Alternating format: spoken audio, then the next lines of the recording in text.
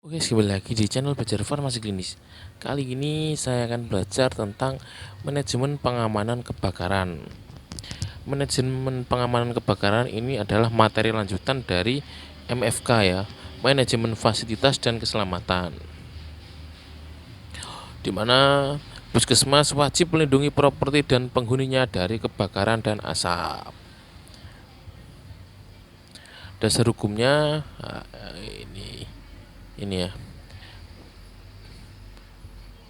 Undang-Undang RI Nomor 1 Tahun 1970 tentang keselamatan kerja.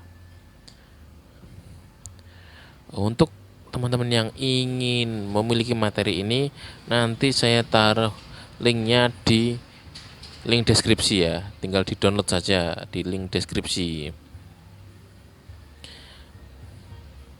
Kita lanjut. Manajemen pengamanan kebakaran ini ada 1, 2, 3, 4, 5, 6, 7 kegiatan ya. Yang pertama ada program pengamanan kebakaran. Kemudian ada identifikasi resiko. Ada pengujian dan pemeliharaan sistem proteksi dan sarana evakuasi. Kemudian ada edukasi dan sosialisasi, ada simulasi dan evaluasi tahunan, ada kebijakan larangan merokok, dan pemantauan kepatuhan larangan merokok. Oke, ada 7 kegiatan dari manajemen pengamanan kebakaran.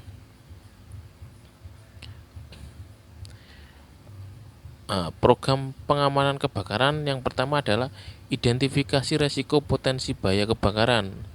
Kemudian kita menginspeksi sistem dan ketersediaan sarana proteksi kebakaran.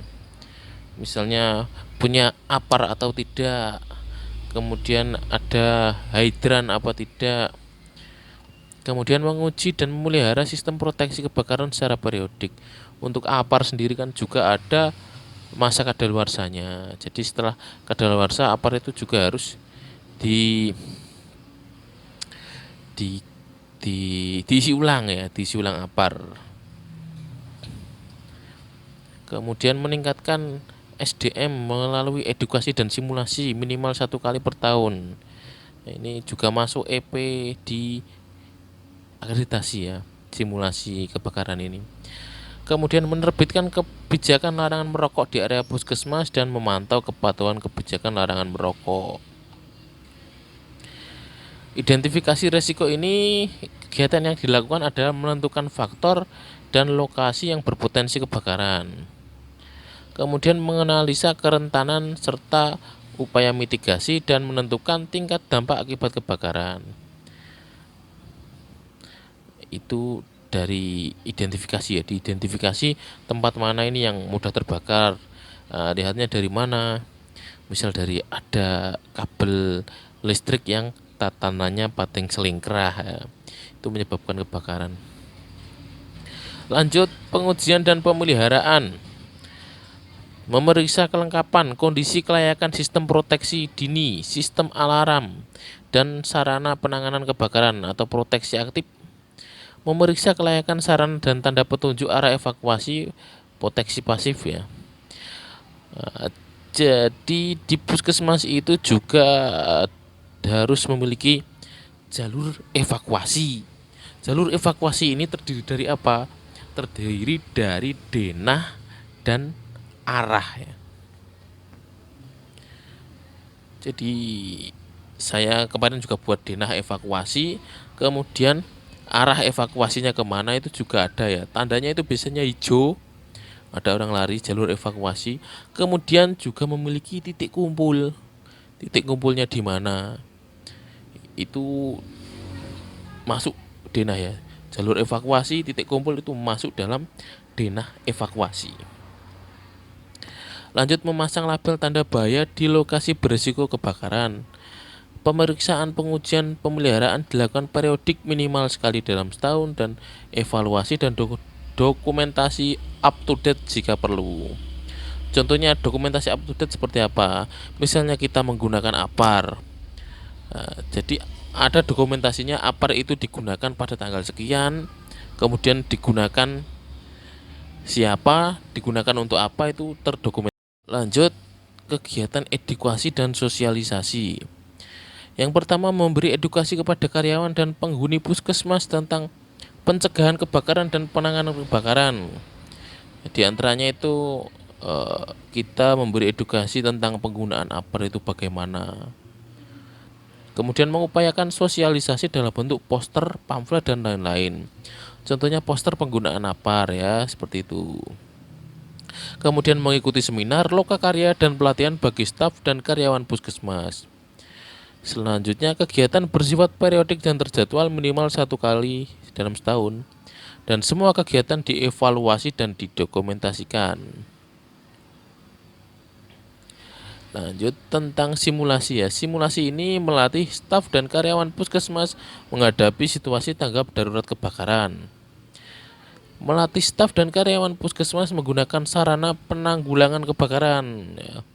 Setelah kita berikan teori, setelah kita sosialisasikan cara penggunaan APAR, kita lakukan simulasi. Misal mau simulasi kotret itu juga bisa ya. Kemudian melatih staf dan karyawan puskesmas melakukan evakuasi, melatih staf dan karyawan puskesmas menangani korban, melakukan debriefing dan evaluasi untuk tindak lanjut. Hasil simulasi dan evaluasi debriefing didokumentasikan. Simulasi dan pelatihan merupakan kegiatan tahunan. Jadi tiap tahun minimal harus dilakukan simulasi. Nah, caranya bagaimana? APAR yang mau kadaluarsa atau APAR yang sudah waktunya isi ulang, jika tidak digunakan kan mubadir ya, itu digunakan untuk simulasi saja. Seperti itu. Lanjut kebijakan larangan merokok. Kebijakan larangan merokok ini ada poster ya di puskesmas yang menyatakan bahwa dilarang merokok ya. Biasanya itu ada besar, kemudian ada juga yang dibuatkan kecil. Yang penting ada ya. Lanjut sistem proteksi kebakaran. Ini smoke detector, jika ada asap ini nyala. Kemudian heat detector ini jika ada api menyala. Kemudian sprinkler ini jika ada api itu keluar airnya sendiri. Ini kan teknologi yang sangat canggih. Untuk ukuran puskesmas di pedesaan belum siap ini. Ya kita masih pakai APAR, kemudian mempunyai selang ya, selang panjang untuk dilakukan penyiraman jika terjadi kebakaran.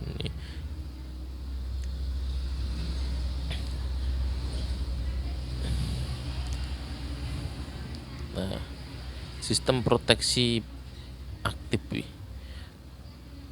ini contohnya APAR dan sistem hidran. Kalau hidran ini kan besar. Kalau kita pakainya itu air pump. Lanjut, ini tentang APAR ya. Alat pemadam api ringan, APAR itu singkatan. Ya, cara membawanya kalau ditenteng seperti ini salah. Kalau yang benar itu dipanggul. Ya kalau darurat ya kan enggak mikir ditenteng dipanggul, yang penting dibawa.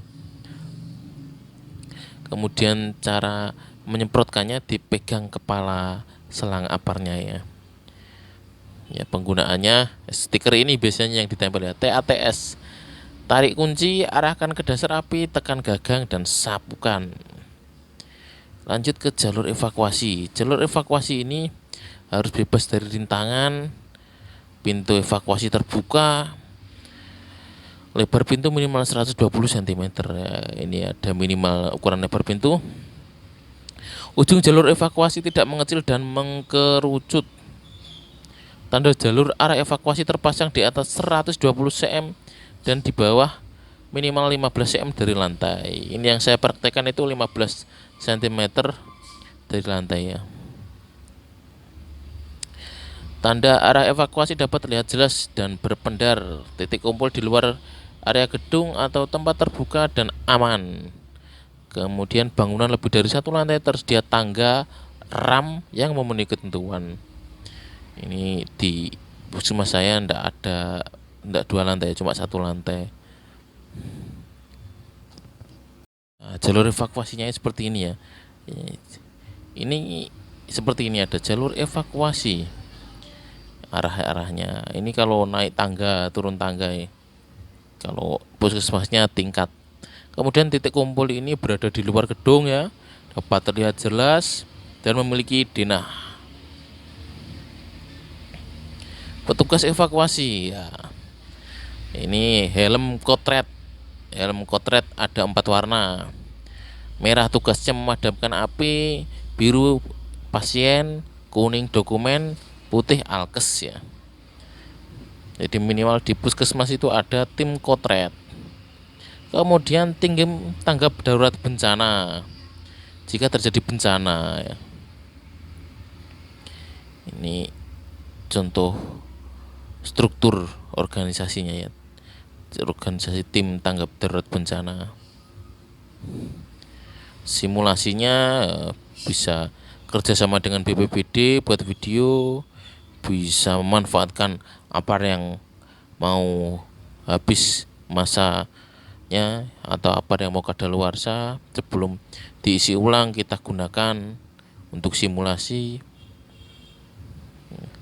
Elemen penilaiannya ada program, ada simulasi, kemudian ada kebijakan larangan merokok, ada identifikasi risiko, kemudian inspeksi pengujian pemeliharaan alat deteksi dini diinspeksi, kemudian pemantau dan evaluasi, tindak lanjut dan kebijakan. Terima kasih ya, selesai sudah belajar tentang manajemen kebakaran ini. Jangan lupa filenya saya taruh di link deskripsi.